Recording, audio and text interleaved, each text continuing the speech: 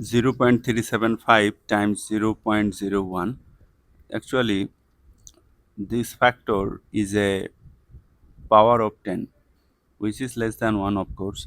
0 0.1, 0 0.01, 0.001. These are power of 10 but less than 1. 10, 100, 1000. These are number which are called power of 10 but greater than 1. To multiply this factor with this, you need to count the number of decimal places after decimal 1, 2. So decimal point will move 2 digit from right to left 1, 2, placeholder 0 here. So you are getting decimal 00375. You can place another 0 before decimal to mean that this is less than 1. So your answer is this or this.